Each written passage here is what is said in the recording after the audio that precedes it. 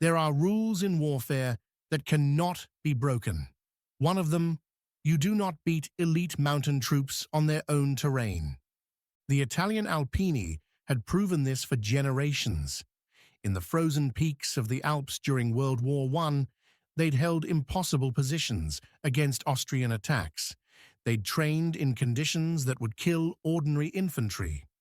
They knew how to move through snow, how to fight at altitude, how to use mountains as weapons. Their alpine warfare schools were studied by military academies across Europe. By 1940, this wasn't just doctrine, it was physics. Mountain warfare required specialized training, specialized equipment, specialized men. The Alpini had all three. The 3rd Alpine Division, Julia, was built for this. Composed of the 8th and 9th Alpini regiments and the 3rd Alpine Artillery Regiment, they represented the pinnacle of Italian mountain expertise. Officers who'd spent their entire careers in high-altitude combat. Soldiers who could march through blizzards carrying equipment that would break ordinary men. Italy's military planners knew this. When Mussolini ordered the invasion of Greece in October 1940, he assigned the Julia Division to the most crucial sector, the Pindus Mountains.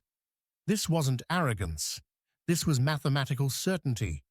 Greek forces in the region were scattered, undermanned, still mobilizing. The Julia would punch through the mountains, capture the strategic pass at Metsovo, and cut Greek forces in half. The math was simple. Elite mountain specialists against hastily assembled defenders. Victory was inevitable. But on October 28, 1940, in the frozen peaks of the Pindus Range, Colonel Konstantinos Davakis was about to prove that mathematics has no place in mountains that remember their defenders. Davakis is 42 years old when the war comes to his mountains. Career officer, Greek army. He knows these peaks the way a sailor knows the sea, not from maps, but from experience. He's spent years training troops in this exact terrain. He knows which passes freeze first, which ridgelines provide artillery positions, which valleys become kill zones when you control the high ground. But knowing terrain and holding terrain are different problems. On October 28th, at 5:30 in the morning, Italian forces crossed the Albanian border into Greece. Mussolini's launched a three-pronged invasion. He'd famously declared just months earlier, during the fall of France, "I need a few thousand dead to sit at the peace table as a man who has fought." Now, he expected Greece to provide that same easy entry into the victor's circle. The main thrust hits the coastal region of Epirus. A second force drives toward Macedonia. And in the center, through the Pindus Mountains, comes the Julia Division. Davakis commands what's called the Pindus Detachment. On paper, it's a division. In reality, it's fragments of units still mobilizing, scattered across a 100-mile front. He's got elements of the 9th Infantry Division, some cavalry, artillery batteries that are still being positioned. Total strength, maybe 2,000 men facing the initial assault. The Julia Division rolling toward him, numbers over 10,000. Think about those odds.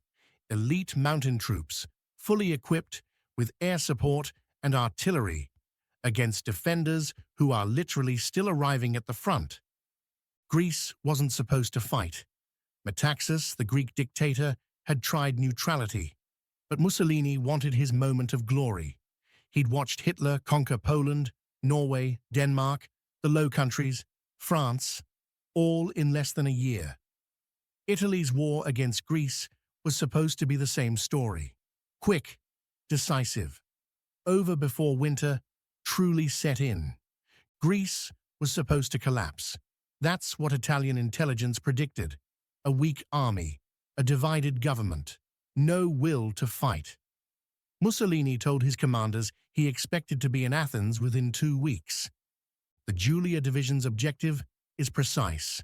advance through the Pindus, capture Metsovo Pass, cut Greece in half. From Metsovo, they can strike east toward Thessaloniki or west toward the coast. Either way, Greek forces get split, surrounded, destroyed. It's textbook mountain warfare. Seize the high ground, control the passes, dictate the battle. General Mario Girotti commands the Julia, experienced officer, confident. He's fought in Ethiopia, in Spain during the Civil War. He knows his men are among the best Italy has. His orders are straightforward. Advance rapidly, seize key terrain. Don't give the Greeks time to organize. Speed is everything. His men march in column through the mountain valleys, advancing on multiple axes. The weather turns within hours of crossing the border. Icy rain, early winter cold, the kind of conditions the Alpini train for. Their heavy wool uniforms and mountain boots are designed for exactly this environment. They've got mule trains carrying supplies. Vehicles can't handle the terrain. Everything about this invasion is built around Alpine doctrine. They cover 40 kilometers in the first 3 days. Mountainous terrain, terrible weather, and they're still advancing faster than the timetable. They capture Vovusa, a village along their route. Greek resistance is scattered, disorganized. Exactly as predicted, they're pushing toward Metsovo. Everything according to plan. Devakis watches them come. He's establishing defensive positions, pulling in reinforcements as they arrive from other sectors. Greek units march through mud and rain to reach the front. Some arrive with outdated rifles. Others bring artillery pieces pulled by horses because Greece doesn't have enough trucks. This isn't the modern mechanized warfare of France. This is improvisation on a massive scale. But Devakis isn't thinking defense. He's thinking geometry. The Italians are advancing through valleys. Classic mountain tactics. Use the valleys for movement. Control the ridgelines for security. But every valley is a corridor, and every corridor has walls. Devakis begins positioning his forces on those walls. Greek artillery moves onto ridgelines overlooking the Italian advance. Battery commanders get orders. Wait, don't fire yet. Let the Italians commit. Let them push deeper. Infantry companies dig in on high ground on 3 sides of the main Italian thrust. They scrape trenches in rocky soil. They stack stones for protection. They wait in freezing rain. Cavalry units, still mobile in this terrain where vehicles bog down, get orders to move behind the Italian spearhead toward the passes the Julia used to enter Greece. These aren't ceremonial cavalry. These are mounted infantry who can move faster than foot soldiers through mountain trails.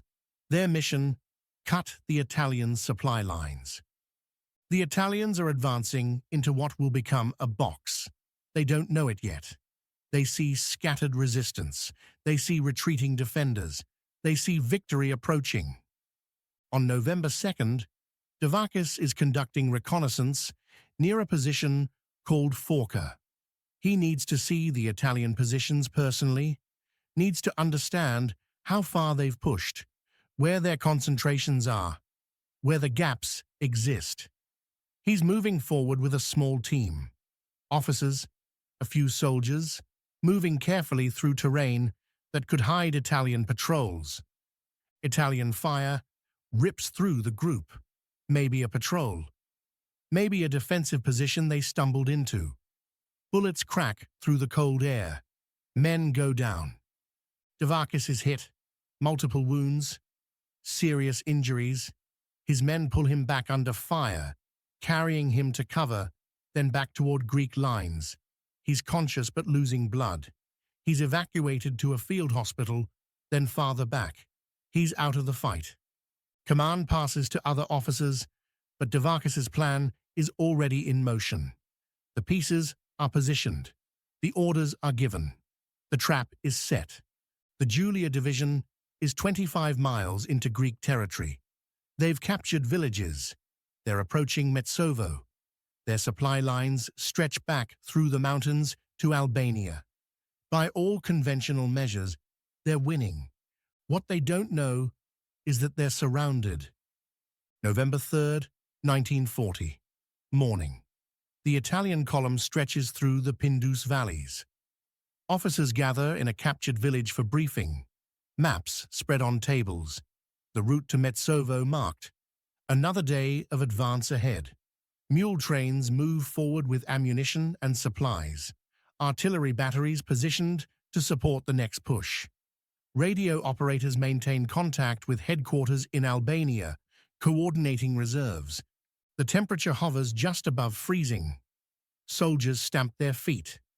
Breath mists in the air. It's cold, but these are Alpini. This is what they train for.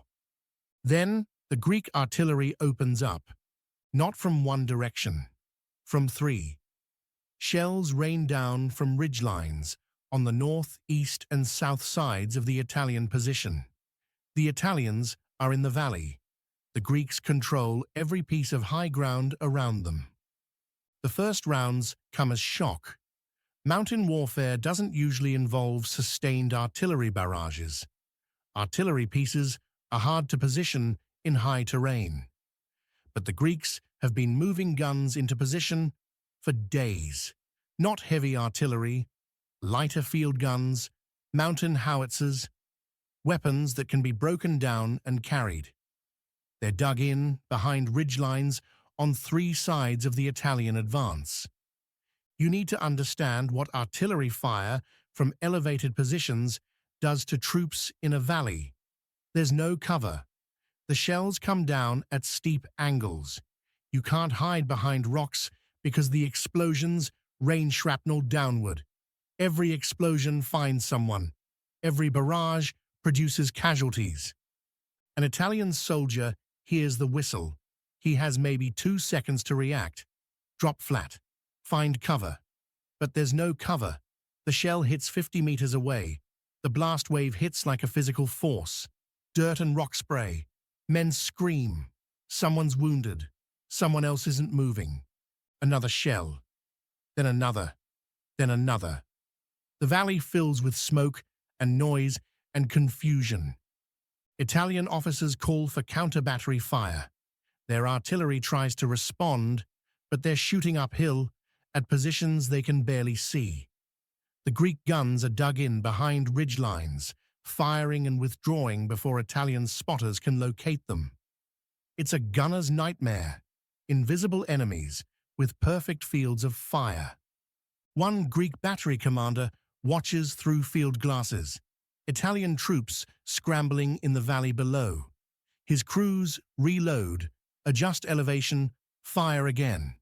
The math is simple. Gravity works for him. Every shot falls into the kill zone.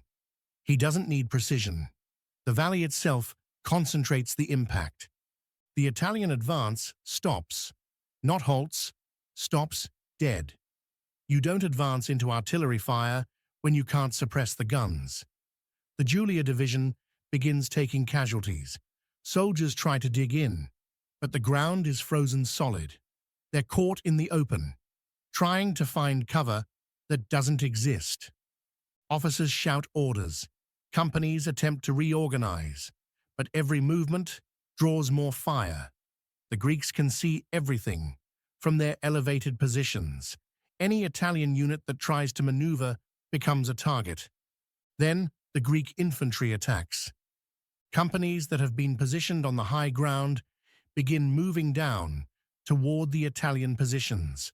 Not frontal assaults, infiltration attacks, small units using the terrain, getting into Italian positions before the defenders can organize. Squads moving through draws and gullies that provide concealment from Italian observation. A Greek platoon reaches an Italian defensive position. The Italians see them at 50 meters, too close. Greek soldiers close fast. Fighting transitions to rifles, then grenades, then close combat. This isn't the war of maneuver the Italians planned. This is brutal fighting for every position. The Greeks aren't supposed to fight this well. Italian commanders expected demoralization, surrender, panic. Instead, they're facing soldiers who know exactly where they are and exactly what they're doing. These defenders aren't professional mountain troops like the Alpini. They're regular infantry, reservists, men pulled from farming villages. But they're fighting in their own mountains. An Italian lieutenant tries to organize a counterattack. His platoon forms up, begins moving forward. Greek fire from an unseen position cuts through them. Men drop. The counterattack breaks apart. They fall back to their original positions, except those positions are now under artillery fire again. Italian reserves try to push forward from Albania. This is doctrine. When the spearhead hits resistance, commit reserves to maintain momentum. Units march out from Albanian bases toward the Greek frontier. They're supposed to reinforce the Julia Division, help break through the Greek positions. They run into Greek cavalry units that have moved behind the main Italian force. The passes that the Julia used to advance are now contested. Greek mounted infantry have reached positions overlooking the supply routes. They're not holding the passes. They don't have enough troops, but they're interdicting them, sniping at supply columns, ambushing small units, making every Italian movement dangerous. Think about what this means for the Italians.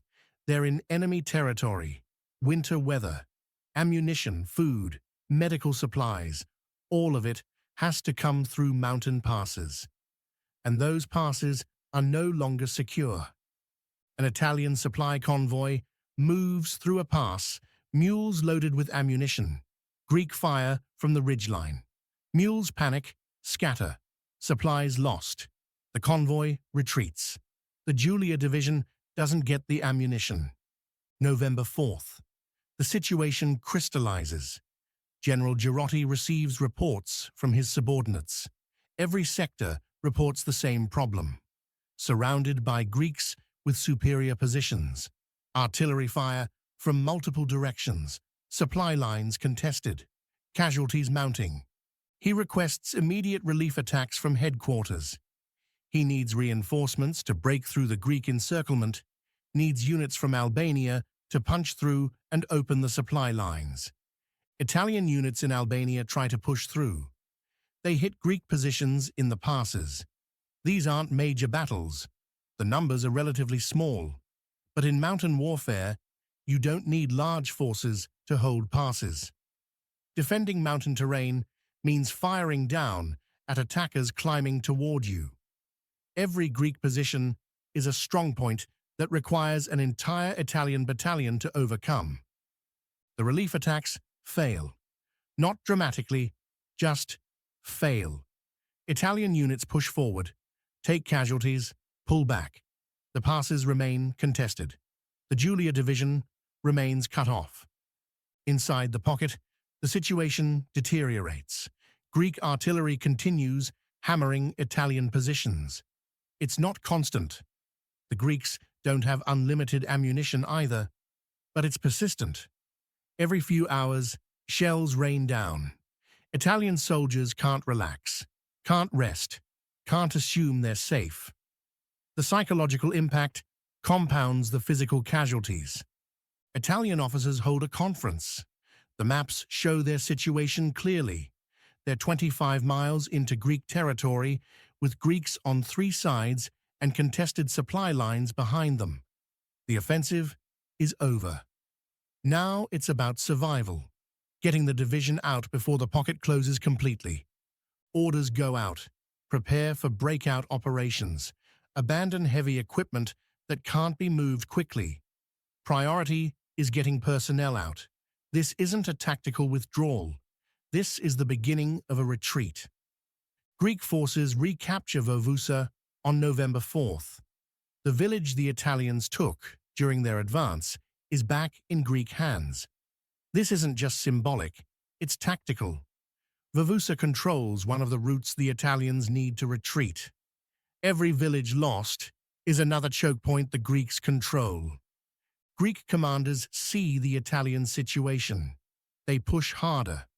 Orders go to all units. Maintain pressure. Don't let the Italians consolidate. Keep them moving. Keep them off balance. A Greek company commander leads his men forward. They've been fighting for days with minimal rest. Cold, exhausted, low on supplies themselves. But they can see the Italians breaking. They press the attack. The weather worsens. Freezing temperatures. Snow at higher elevations. The Alpini are trained for this. But training and reality are different when you're surrounded. Low on ammunition, taking casualties, and trying to retreat through hostile territory.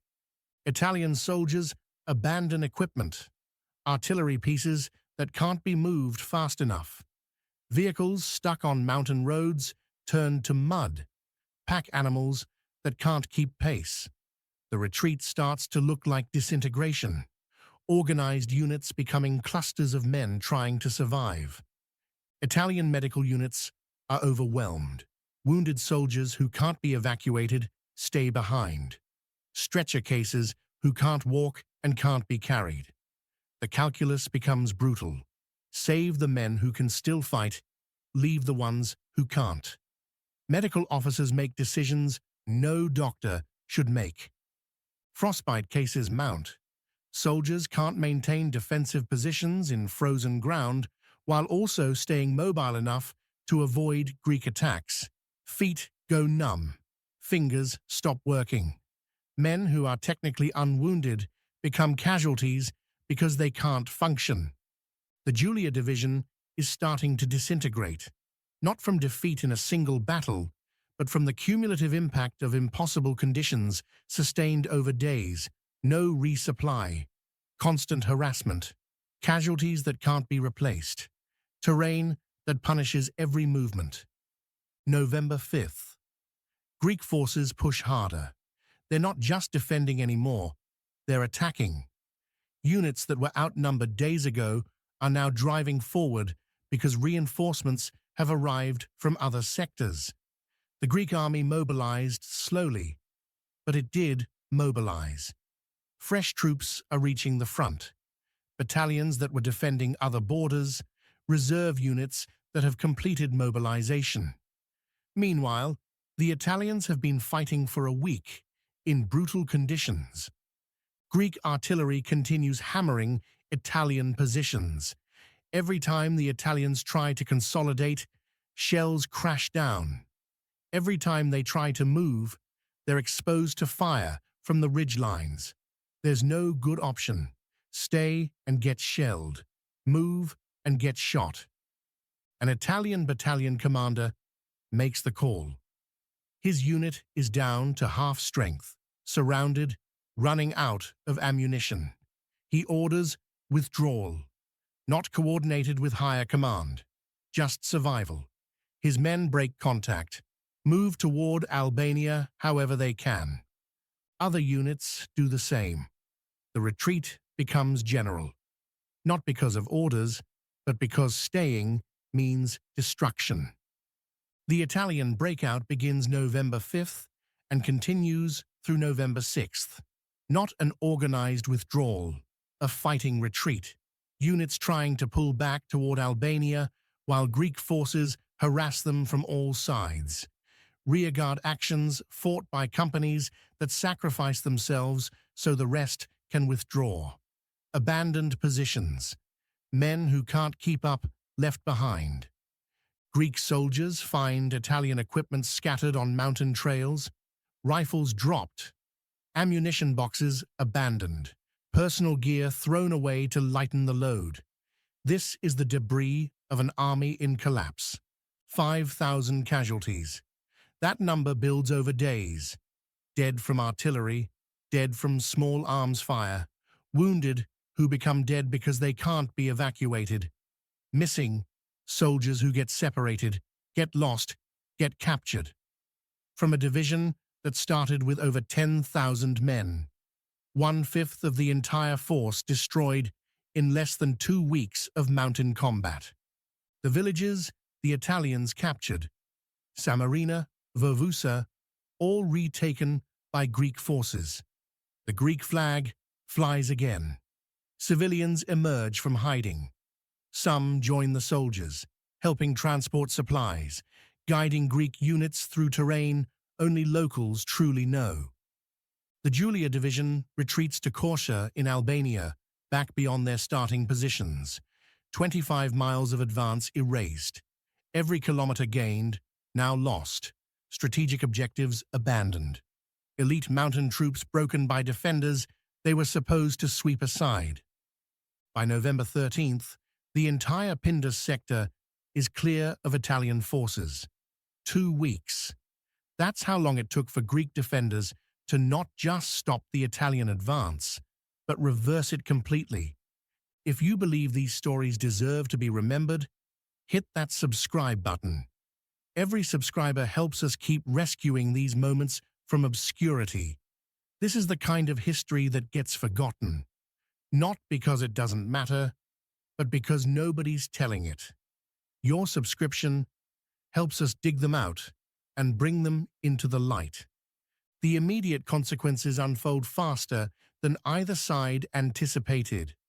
The Italian offensive isn't just stopped in the Pindus, it's stopped across the entire front. The coastal push stalls at Elia Calamus. The thrust toward Macedonia grinds down against prepared defenses.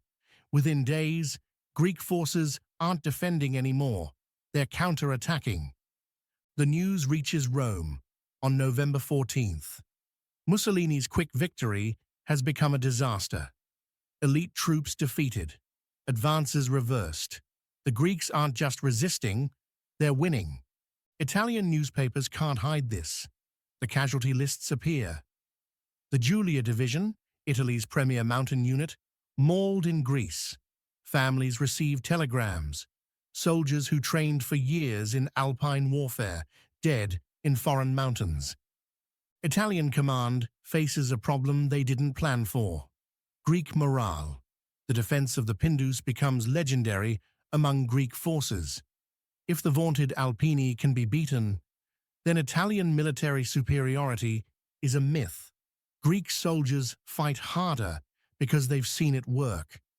Officers who doubted their troops' ability to stand against professionals now watch those same troops advance into Albania. Within weeks, Greek forces launch a full counter-offensive. Not just in the Pindus, across the entire front. They push into Albania, the nation Italy had occupied a year earlier. The same Italian divisions that invaded Greece now defend Albanian soil against Greek attacks. Greek troops capture Corsia on November 22nd. The town where the Julia Division retreated becomes Greek, then Pogradec, then Argyro-Castro. Town after town falls. Italian positions collapse. The war Mussolini wanted as a demonstration of fascist power becomes a humiliation that newspapers across the world report. Allied morale surges. Britain is fighting alone. In 1940, France has fallen. The Soviet Union has a non-aggression pact with Germany. America is neutral. Greece's victory is the first significant Allied success on land since the war began. British newspapers celebrate Greek resistance. American media covers the story. Small nation defeats major power. It's David versus Goliath. The Julia Division rebuilds over winter, but it's never the same. The officers who survived remember being surrounded in mountains they were supposed to dominate. The replacements hear the stories. Veterans talking about Greek artillery that couldn't be silenced, infantry that knew every trail, cavalry that appeared behind your lines. Elite units don't recover from destruction easily. The institutional knowledge, the veteran cadre that takes years to develop and days to lose. Other Italian divisions destined for other fronts get diverted to Greece. The North African campaign, where Italy is already struggling against British forces, receives fewer reinforcements because divisions are needed in Albania. Every Italian strategic calculation shifts. Greece was supposed to be a quick victory that freed resources for other theaters. Instead, it becomes a drain that never stops bleeding. Hitler notices. In Berlin, German command watches Italy's failure with growing alarm. The Balkans were supposed to be secure, Italian sphere of influence, no German intervention required. But Greece is winning, and a victorious Greece threatens the entire southern flank of Germany's planned invasion of the Soviet Union. The Führer meets with his generals in December 1940. He's furious. Italy's incompetence forces Germany's hand. Wehrmacht intelligence briefs on British forces moving to Greece. If the British establish air bases there, they can strike Romanian oil fields that fuel the German war machine. The strategic situation is unacceptable. The decision comes in early 1941. Germany will invade Greece, not to help Mussolini save face, but to secure the Balkans before Operation Barbarossa launches. Wehrmacht units that could be preparing for Russia get diverted to Greece. Panzer divisions, mountain divisions, Luftwaffe squadrons. The invasion is scheduled for April. Think about the timing. Operation Barbarossa, the invasion of the Soviet Union, was supposed to launch in May 1941. It gets delayed until late June, partially because Wehrmacht units are tied up in the Balkans. That 5-week delay means German forces reach Moscow in late autumn instead of early autumn. They attack in mud and early winter instead of summer and dry ground.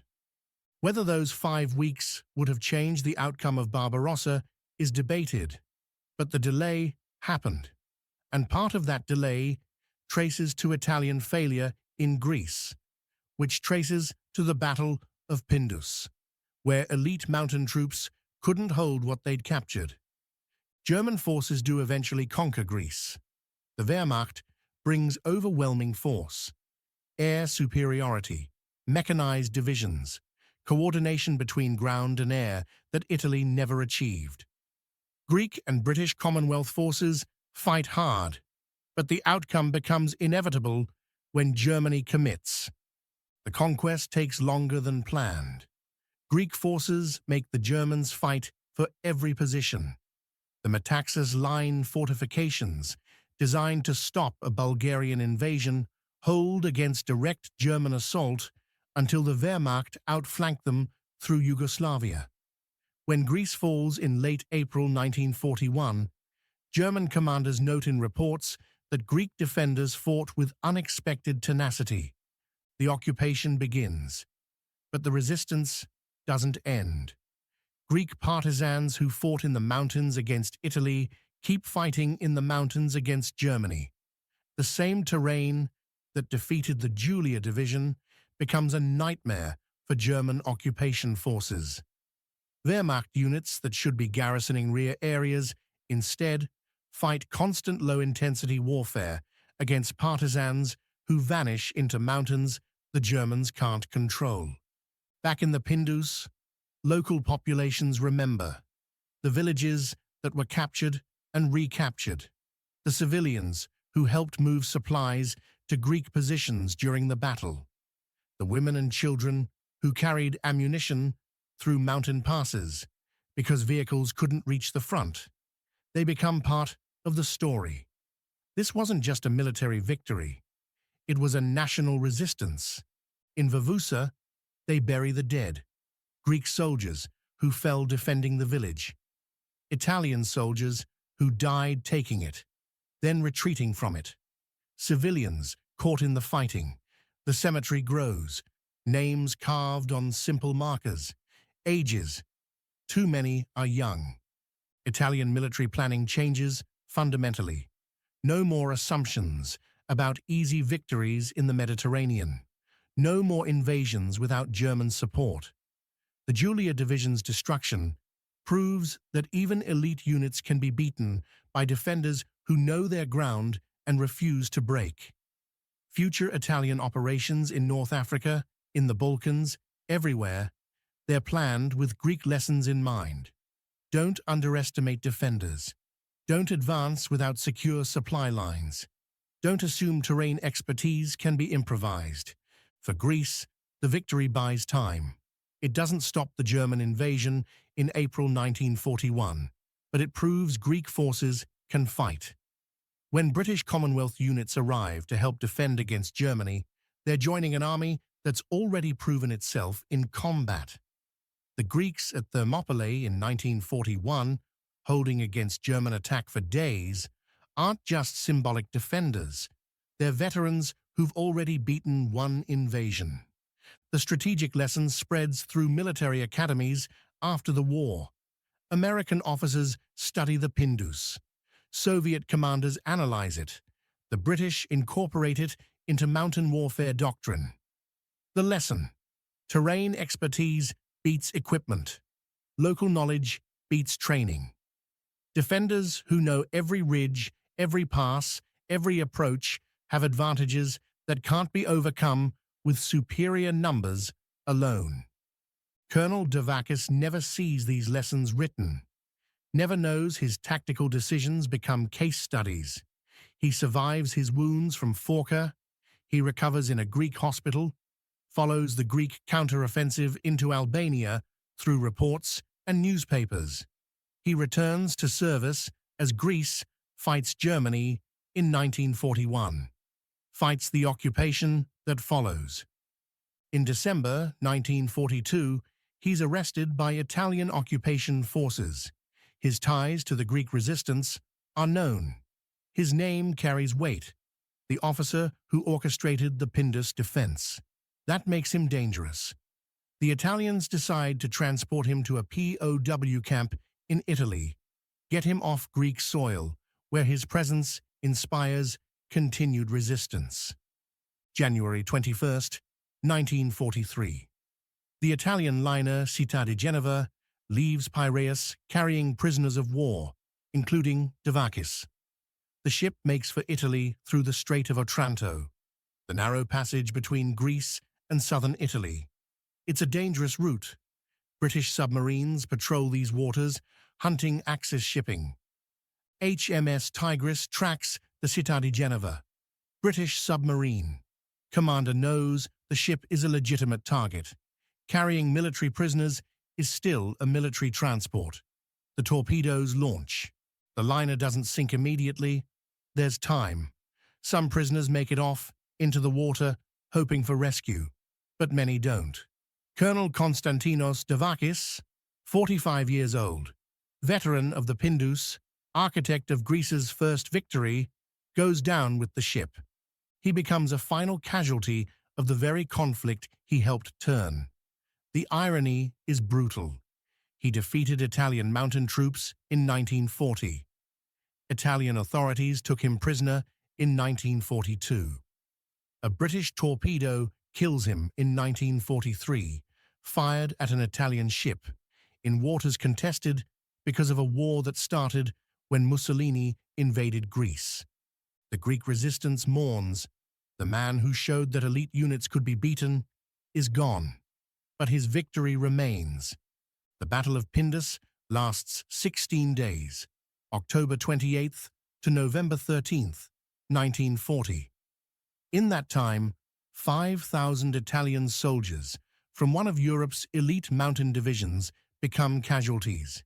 The Greek forces defending those mountains start outnumbered, undersupplied, still mobilizing. They end victorious. The 3rd Alpine Division Julia serves on other fronts after Greece. They fight in Yugoslavia. They deploy to the Eastern Front. Italian mountain troops sent to fight in Russia, where they face Soviet defenders who learn their own lessons about defending impossible terrain. In January 1943, the same month Davakis dies, the Julia Division is destroyed again, this time on the Don River, surrounded by Soviet forces. Of 15,000 men deployed to Russia, only 1,200 returned to Italy. There's symmetry there. The division that couldn't hold Greek mountains in 1940 can't hold Russian steppes in 1943. Terrain and defenders beat equipment and training. Again.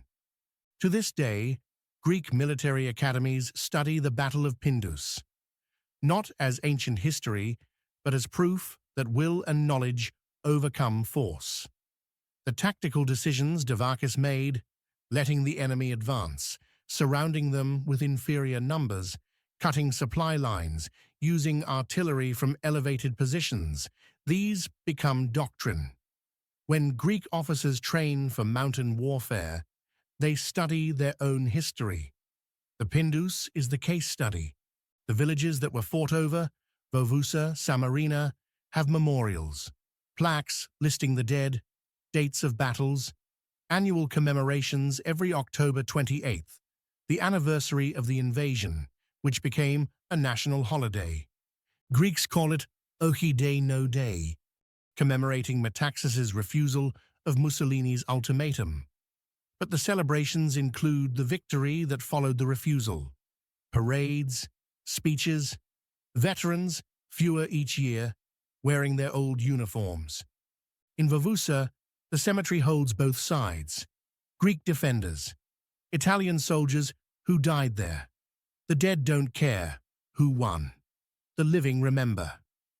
In Italy, the battle is remembered differently, a tragedy, an example of overconfidence, a reminder that elite units are still human, still vulnerable, still capable of being defeated when the circumstances align against them.